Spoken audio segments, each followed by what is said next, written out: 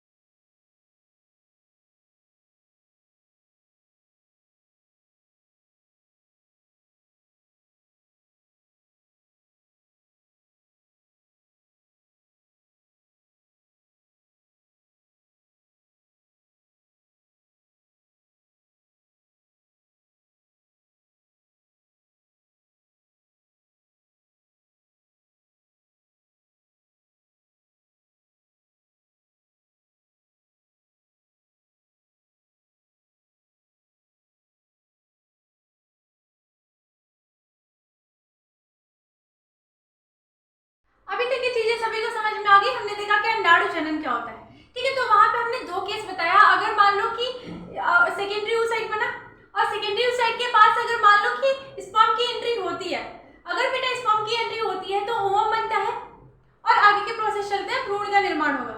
अगर मान लो कि स्पर्म की एंट्री नहीं हुई तो क्या होती है, चीजें किस तरीके से डीजनरेट करती है, क्या चीजें होती है, वो चीजें हम यहाँ डिटेल में पढ़ेंगे, ठीक है। अब देखो फिर क्या होता है, जो कार्पस लुटियम है, oocyte है, हर एक चीजें क्या करेंगी बेटा, वो डीजनरेट कर जाएंगी और ब्लड के फॉर्म में बाहर निकल जाएंगी। इंडोमेट्रियम की दीवार होगी वो टूट के झड़ने लगेगी, ये सारी चीजें होंगी। इसको हम क्या कहेंगे, आर्तो चक्र या मेंस्ट्रुअल साइकिल या पीरियड्स, ठीक है। अब देखो मेंस्ट्रुअल साइकिल जो होता है, आर्तो चक्र जो होता है, वो जनरली क्या होता है 28 दिन की होती है। हो सकता है ये 30-35 डेज की भी हो जाए, लेकिन हमने एक जनरल कांस्टेंट बना लिया है, उसके हिसाब से सारी चीजें डिफाइन की है, ठीक है। तो ये क्या हो गया, 28 डेज की होती है। 28 डेज की मतलब कि 28 दिनों की ये साइकिल होती है और इसमें 4 फेजेस होते हैं। एक तो होता है मेंस्ट्रुएशन फेज, जिसमें क्या होती है, ब्लीडिंग होती है। और ये जो अवस्था होती है बेटा, एक से अगर मान लो हमने पहले दिन को कैलकुलेट किया और 28 दिन, मतलब कि हमने मान लो कि पहली तारीख को और 28 तारीख को कैलकुलेट किया है कि पहले 1 to 5 डेज तक ब्लीडिंग हुई, 1 to 3, 4 जितने भी। तो फिर ये क्या हुई, यहाँ से हमने स्टार्ट किया है काउंट करना। तो पहली फेज होती है मेंस्ट्रुअल फेज, जिसमें ब्लीडिंग होती है और ये जो टाइम होता है ना, ये 1 to 4 डेज चलती है, मतलब कि ये 3 से 5 दिनों तक चलती है, ठीक है।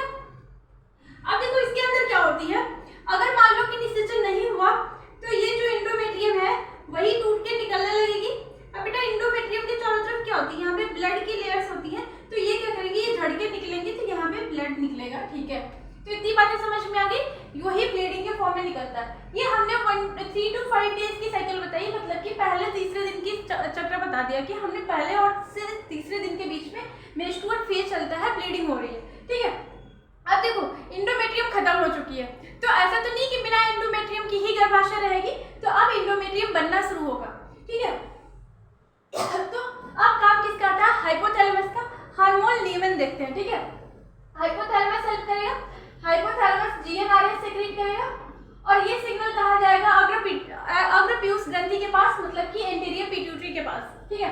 अब एंटीरियर पिट्यूटरी जो होगी बेटा, वो 2 हार्मोन रिलीज करेगी, एक होगा LH लुटिनाइजिंग हार्मोन, एक होता है फॉलिकल स्टिमुलेटिंग हार्मोन, ठीक है। तो ये दोनों हार्मोन सेक्रेट होगा। अब क्या होगा, जो फॉलिकल स्टिमुलेटिंग हार्मोन है ये क्या करेगा, ये पुट्टिकाएं मतलब कि फॉलिकल्स का निर्माण करेंगी, ठीक है, पुट्टिकाओं का निर्माण करेंगी।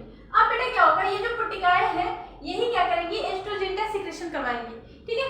अब एस्ट्रोजन का सिक्रेशन होगा तो इससे क्या होगा, एस्ट्रोजन का अमाउंट बढ़ेगा और ये बेटा एस्ट्रोजन जो होता है ना, वो क्या करेगा, गर्भाशय की रिपेयरमेंट करेगी, ठीक है। गर्भाशय की जो इंडोमेट्रियम है उसका रिपेयर करेगा। तो ये बातें समझ में आ गई आपको। एस्ट्रोजन और प्रोजेस्टेरोन दोनों गर्भाशय एंडोमेट्रियम को सपोर्ट करते हैं और ये जो फॉलिकल्स होते हैं ये एस्ट्रोजन रिलीज करता है और जो एस्ट्रोजन होता है वो एंडोमेट्रियम यहाँ पे बना रही है, ठीक है बेटा। अब ये क्या कर रही है, एंडोमेट्रियम की दीवार बनाने का काम कर रही है और अब क्या हो रहा है, यहाँ पे फॉलिकल्स का निर्माण हो रहा है, ठीक है। यहाँ पे फॉलिकल्स बन रहे हैं। अभी जो फॉलिकल्स हमने देखा था कि प्राइमरी फॉलिकल बन रहा है, सेकेंडरी फॉलिकल बन रहा है, टर्सरी फॉलिकल बन रहा है, फिर सेकेंडरी oocyte रिलीज हो रही है। तो अब सेकेंडरी oocyte ना इस वाले फेज में रिलीज होगी, इसी चीज को हम कहेंगे ओव्यूलेशन, ठीक है। अब देखो यहाँ पे क्या बन गया, यहाँ पे tertiary follicle mature Graafian follicle बन गई, ठीक है। आप कमेंट सेक्शन में बताओ कि मैच्योर ग्राफियन फॉलिकल के लिए अभी हमने क्या बोला था कि टर्सरी फॉलिकल की खास बात क्या होती है, उसमें जो द्रवयुक्त गुहा होती है उसको हम क्या कहते हैं, जल्दी से कमेंट सेक्शन में लिखो बेटा। अब देखो अब क्या होता है, ओव्यूलेशन का टाइम होगा। यहाँ पे अभी तक क्या हुआ कि LH FSH निकलना शुरू हुआ था, यहाँ पे वो पीक पे होगा, LH FSH 14 डे पे पीक पे होगा और यहीं पे ओव्यूलेशन होगा, ठीक है। 14वें दिन क्या होगी, ओव्यूलेशन होगी, अंडोत्सर्ग होगा, बेटा समझ में आ रहा है। अब क्या होगा, अंडोत्सर्ग का मतलब क्या होगा कि यहाँ पे सेकेंडरी oocyte रिलीज हुई और वो फैलोपियन नलिका के पास पहुंच गई। अभी लास्ट वाली स्लाइड में हमने जब बताया था तो वहां पे हमने बताया आपको कि क्या होती है, जो सेकेंडरी oocyte होती है जैसे ही रिलीज होती है वो फैलोपियन नलिका के पास पहुंच जाती है ना, और ये फैलोपियन नलिका में पहुंच गई। अब बेटा देखो फैलोपियन नलिका में क्या होगा, अगर स्पर्म आया, ठीक है, तो स्पर्म तो यहीं पे फ्यूज करेगा, है ना, और अगर स्पर्म फ्यूज किया तो ये इंडोमेट्रियम का काम आ गया। अब यहाँ पे पे जाके जो इम्प्लांटेशन होगा यहाँ पे होगा, वीरियसेचन होगा, ठीक है। अगर मान लो नहीं आया तो ये इंडोमेट्रियम झड़ के गिरने लगेगी। अब देखो यहाँ पे क्या हुआ, जो सेकेंडरी oocyte रिलीज हुआ, और साथ में कुछ चीजें जो इसकी लेयर्स थी वो तो बच ही गई, है ना। तो बेटा इसको हम क्या कहेंगे, ये जो लेयर होगी वो बनाएगी कार्पस लूटियम, ठीक है। और कार्पस लूटियम यही क्या करेंगी, अगर कार्पस लूटियम बेटा आगे चल के क्या करेंगी, ये कार्पस अगर मान लो कि मेंस्ट्रुएशन हो गया, ठीक है, अगर मान लो कि स्पर्म नहीं आया तो ये कार्पस लूटियम जाके कार्पस अल्बिकेंस में चेंज हो जाती है, ठीक है। और अगर मान लो कि स्पर्म आया और यहाँ पे फर्टिलाइजेशन हो गया, तो फर्टिलाइजेशन के बाद क्या होता है बेटा, कार्पस लूटियम डिजेनरेट नहीं करती है। अगर स्पर्म नहीं आया तभी डिजेनरेट करेगा और खत्म हो जाएगा इंडोमेट्रियम, क्योंकि जो कार्पस लूटियम होता है ना वो प्रोजेस्टेरोन को सेक्रेशन कराता है, और प्रोजेस्टेरोन का मेन काम है कि इंडोमेट्रियम को सपोर्ट करना, मतलब कि उसको बना के रखना, रिपेयर करना, ठीक है। एस्ट्रोजन का भी काम होता था, प्रोजेस्टेरोन का भी यही काम है, लेकिन ये क्या करता है, इसको बना के रखता है। जो एस्ट्रोजन था वो निर्माण करवा रहा था, लेकिन ये बना के रखता है, ठीक है। अब देखो क्या होगा, जैसे ही सेकेंडरी oocyte रिलीज करेगी और ये जो बाकी की चीजें थी वो कार्पस लूटियम बना देंगी, और कार्पस लूटियम क्या करेगा, ये प्रोजेस्टेरोन बनाने लगेगा। और प्रोजेस्टेरोन क्या करेगा, ये जो इंडोमेट्रियम है इसको मोटा बनाने लगेगा, क्योंकि उसको पता है ना कि हो सकता है अभी 48 घंटे के भीतर में अगर मान लो कि स्पर्म आ गया, तो स्पर्म आ जाएगा तो वो क्या करेगा, फ्यूज कर जाएगा, निषेचन हो जाएगी, और इम्प्लांट करने के लिए उसको कुछ जगह चाहिए, तो इम्प्लांट कहाँ पे करेगा, इंडोमेट्रियम पे करेगा। तो इसीलिए इंडोमेट्रियम को ये लोग मोटा बनाते रहते हैं, ठीक है। अब देखो अगर मान लो बेटा अब क्या होगा, यहाँ पे ओव्यूलेशन हो गया, ओव्यूलेशन के बाद 15 से 28 दिनों के बीच में क्या होती है, यहाँ पे इंडोमेट्रियम की दीवार मोटी होती रहती है, और क्योंकि यहाँ पे कार्पस लूटियम जो है वो प्रोजेस्टेरोन बना रहा है, ठीक है, कार्पस लूटियम प्रोजेस्टेरोन बना रहा है। अगर मान लो 28 दिन तक भी क्या हो गया कि यहाँ पे स्पर्म नहीं आया, फ्यूजन नहीं हुई, फर्टिलाइजेशन नहीं हुआ, अभी तो इसको पता नहीं है ना। वैसे तो 48 घंटे तक ही स्पर्म की साइकिल होती है। अगर मान लो कि ओवम रिलीज होने के तुरंत बाद यहाँ पे एम्पुला रीजन में अगर स्पर्म नहीं आया तो वहां पे फ्यूजन नहीं होगा, है ना बेटा, तो फ्यूजन नहीं होगा। बात समझ में आ रही है आपको? अगर फ्यूजन नहीं होगा तो क्या होगा, फर्टिलाइजेशन में नहीं होगा। पर ये कार्पस लूटियम को ये बात नहीं पता है ना, तो ये क्या कर रही है, अभी भी प्रोजेस्टेरोन बना रही है, इंडोमेट्रियम सपोर्ट हो रही, पर 28वें दिन तक अगर मान लो फर्टिलाइजेशन नहीं हुआ है और यहाँ पे इम्प्लांट नहीं हुआ कोई चीज, तो अब क्या हो जाएगा, अब कार्पस लूटियम डीजेनरेट कर जाएगी और कार्पस एल्बिकेंस बनाएंगी, और फिर बेटा फिर से यही मेंस्ट्रुएशन साइकिल चलने लगेगी। उम्मीद करती हूँ कि आपको इतनी बातें समझ में आ गई है। बेटा इतनी बातें आपको समझ में आई? इतनी बातें? आगे बढ़े। सबसे पहले हमने देखा कि मेंस्ट्रुअल फेज होता है वह 1 से 4 दिन, मतलब कि 3 से 5 दिनों की साइकिल होती है मेंस्ट्रुअल फेज की, जिसके अंदर ब्लीडिंग होती है। फिर हमने देखा कि प्रोलिफरेटिव फेज आते हैं 15 से 13 दिन के बीच में, फिर ओव्यूलेटरी फेज होती है 14वें दिन, फिर लूटियल फेज होती है। लूटियल फेज कब होती है? 15 से 28 दिन के बीच में, ठीक है, 14 दिन की साइकिल होती है। अगर आपसे क्वेश्चन पूछा जाए कि सबसे ज्यादा लंबा टाइम कौन सा होता है, तो यही श्रावी अवस्था होती है, मतलब कि लूटियल फेज होती है, ठीक है। तो उम्मीद करती हूँ इतनी बातें आपको समझ में आई हो। जल्दी से स्क्रीनशॉट ले लीजिए, फिर हम आगे बढ़ते हैं बेटा। अब बेटा अब हम आगे बढ़ते हैं तो हम देखेंगे, अभी तक हमने जितनी भी चीजों को कवर किया है उसको हम एक डायग्राम के थ्रू समझते हैं।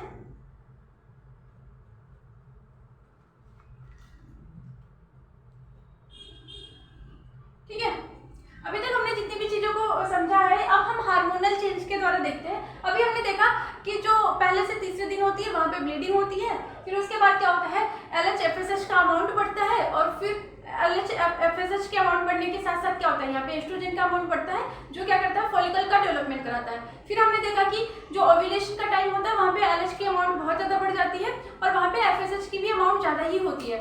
फिर हमने इसके बाद देखा कि जब सेक्रेटरी फेज आएगा, मतलब लूटियल फेज आएगा, तो वहाँ पे क्या होता है, वहाँ पे प्रोजेस्टेरोन भी बढ़ जाता है, एस्ट्रोजन भी बढ़ जाता है ना, क्योंकि वहाँ पे क्या करना है, एंडोमेट्रियम को सपोर्ट करना है, एंडोमेट्रियम की रिपेयर करनी है, ठीक है। तो वही चीजें हम डायग्राम के द्वारा समझेंगे बेटा।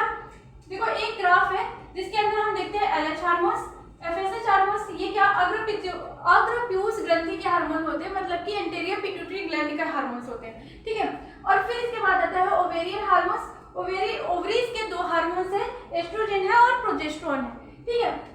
अब देखो जब हम अग्रपीयूष ग्रंथि का हार्मोन्स देखेंगे बेटा, तो यहाँ पे देखेंगे LH। तो LH और FSH को याद रखना बहुत सिंपल है, क्योंकि जो 14th डे होगा, मतलब 14वां दिन होगा ना, तो यहाँ पे जो LH FSH दोनों का अमाउंट बहुत ज्यादा होगा, पर LH का अमाउंट सबसे ज्यादा होगा, क्योंकि ओव्यूलेशन के लिए सबसे ज्यादा कौन रिस्पॉन्सिबल होता है, LH हार्मोन्स होता है, ठीक है। तो ये बातें समझ में आ गई। अब देखो यहाँ पे प्रोजेस्टेरोन की बात होती है और एस्ट्रोजन की बात होती है। ओवरीज के अंदर किस तरीके से चेंज हो रहा है, देखो एस्ट्रोजन ना 2 बार बढ़ेगा। एक बार तो जब उसको फॉलिकल का डेवलपमेंट कराना है तब बढ़ेगा, और एक बार कब बढ़ेगा, जब सेक्रेटरी फेज में एंडोमेट्रियम को मेंटेन रखना है तब बढ़ेगा, ठीक है। तो वही चीजें होती हैं। और प्रोजेस्टेरोन का केवल एक पीक आएगा, जहाँ पे वो भी कब, जब उसको एंडोमेट्रियम को सपोर्ट करना है। तो उम्मीद करती हूँ कि हर एक चीजें बहुत अच्छे से आपको समझ में आई होंगी। ऐसे ही बेटा ऐसे ही वीडियोस देखने के लिए हमारे channel mister Bharat education point को सब्सक्राइब करिए। और बेटा ये जो है लेक्चर्स वो फ्री है, आपको ज़्यादा से ज़्यादा बच्चों तक शेयर करना है, जिससे फ्री लेक्चर्स के बेनिफिट ज़्यादा बच्चों तक पहुँच पाए, ठीक है। तो एक बार हम सारी चीज़ों को समराइज कर देते हैं। आज की क्लास में हमने जितनी भी चीज़ें पढ़ी हैं बेटा, आज की क्लास में हमने देखा कि अंडाणु जनन क्या होता है। अंडाणु जनन को हमने डिटेल में पढ़ा। हमने देखा कि जो ओवोनिया की सेल होती हैं वो पहले अपने अंदर गुणन करती हैं, जिसमें क्या बनाती हैं, प्राइमरी oocyte बनाती हैं। ये जो चीज़ें हो रही है वो ये भ्रूणीय अवस्था में हो रही है, एम्ब्रियोनिक स्टेज में हो रही है, ठीक है।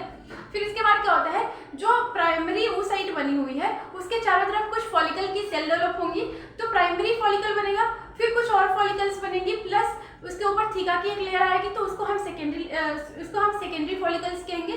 फिर उसके बाद थीका की एक और लेयर आएगी, जिससे हम क्या करने लगेंगे, तो पहले वाली जो लेयर बनी थी उसको थीका इंटरना कहेंगे, उसके बाहर जो लेयर बन रही है उसको थीका एक्सटर्ना कहेंगे। और टर्सरी फॉलिकल की एक और खास बात होती है कि यहाँ पे फ्लूइड फिल्ड द्रवयुक्त गुहा देखने को मिलती है, इसको हम क्या कहते हैं, एंड्रम कहते हैं, ठीक है। तो आपको समझ में आया कि primary follicle, secondary follicle, tertiary follicle बन गई। अब क्या यही tertiary follicle mature Graafian follicle बनाती है बेटा। जब मैच्योर ग्राफियन फॉलिकल होता है, जब अंडोत्सर्ग मतलब कि प्यूबर्टी की कंडीशन आती है और उसमें भी ओव्यूलेशन का टाइम जब आता है, उसके जस्ट पहले क्या होगा, ये मियोसिस 1 कंप्लीट करेगी, जिसके दौरान सेकेंडरी oocyte बनेगा। और क्या बनेगा, सेकेंडरी oocyte और पहली पोलर बॉडी बनेगी, ठीक है। और फिर इसके बाद क्या होता है बेटा, इसके बाद अगर मान लो कि स्पर्म की एंट्री हो गई, तो जैसे सेकेंडरी oocyte है ना, वो क्या करेगा, ओवम रिलीज करेगा, ठीक है। इतनी बातें समझ में आ गई, ओवम रिलीज करेगा और सेकेंड पोलर बॉडी बनेगी। अगर स्पर्म की एंट्री होती है तब, अगर स्पर्म की एंट्री नहीं होती है तो ये सारी चीजें डीजनरेट कर जाती हैं और ब्लड के फॉर्म में, ब्लीडिंग के फॉर्म में बाहर निकल जाती हैं, ठीक है। उम्मीद करती हूँ कि हर एक चीज़ आपको बहुत अच्छे से समझ में आई। फिर आपने देखा कि इसमें 2 हार्मोन्स हेल्प करते हैं। पहला तो पीयूष ग्रंथि होती है, जिसके 2 हार्मोन्स होते हैं, LH और FSH। और फिर हमने देखा ओवरीज जो होते हैं, ओवरीज के अंदर भी कुछ चेंजेस होते हैं, और ओवरीज के 2 हार्मोन्स होते हैं, प्रोजेस्टेरोन और एस्ट्रोजन। ये पूरे प्रोसेस को यही 4 हार्मोन्स गवर्न करते हैं। उम्मीद करती हूँ कि हर एक चीज़ें बहुत अच्छे से समझ में आई है बेटा। किसी बच्चे को कोई भी डाउट हो तो कमेंट सेक्शन में पूछ सकते हो। Wish you all the best, अच्छे से पढ़ाई करते रहिए। जय हिंद।